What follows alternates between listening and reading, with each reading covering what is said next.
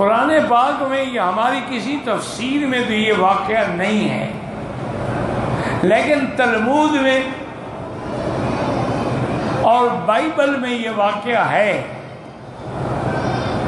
کہ اسی زمانے میں امرأۃ العزیز کا جو خامن تھا اس کا نام کتفیر تھا، وہ مر گیا۔ تو بادشاہ نے یوسف علیہ السلام سے ایک دن کہا کہ اب تو تم ہمارے ساتھی ہو اور میرے ملک کا خزانہ تمہارے ہاتھ میں ہے۔ اصل چیز یاد رکھو خزانہ ہوتا ہے۔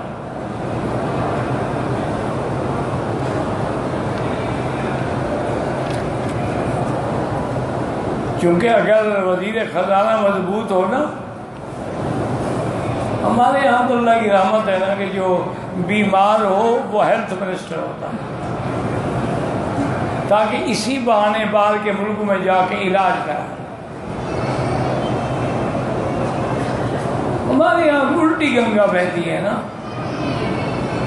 اور یاد رکھیں میرے مدنی پاک کا فرمان، میرا ایمان ہے کہ کوئی کہے کہ رات نہیں دن ہے میں مان لوں گا، لیکن حضور کا فرمان کبھی غلط نہیں ہو سکتا صلی اللہ علیہ وسلم۔ اور میرے مدنی نے فرمایا تھا کہ اذا وسد الامر الى غیر اہلی فانتظر الساعہ، جب معاملات نہ اہل لوگوں کے سپرد کر دیے جائیں بس قیامت کا انتظار، پھر کوئی حال نہیں۔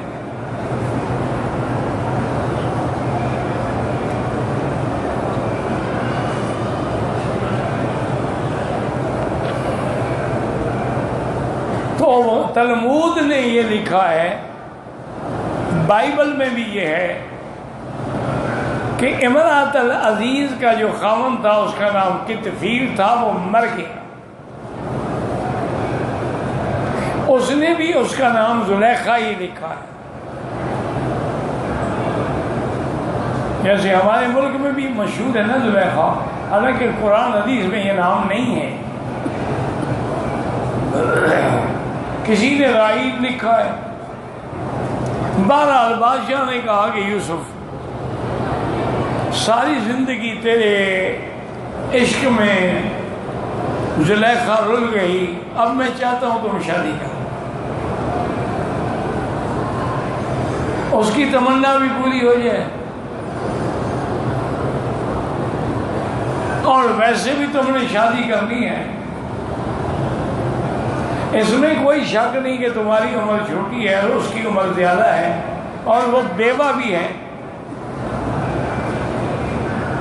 لیکن اس کا عشق تو دیکھو کہ اس نے اپنے بادشاہ یعنی خامد کا خیال ہی نہیں کیا اور غلام پہ مر مٹی۔ تو کہتے ہیں کہ حضرت یوسف مان گئے، آپ کا نکاح بھی ہو گیا، اس سے آپ کو اللہ نے 2 بیٹے دیے، ایک کا نام افرایم تھا اور ایک کا نام منشا تھا۔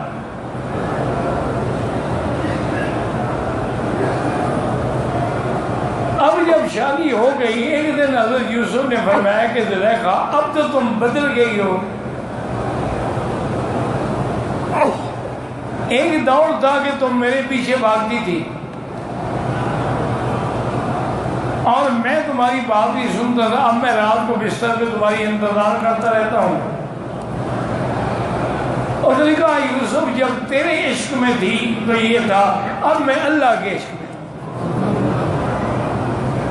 اب مجھے تمہاری کوئی ضرورت نہیں،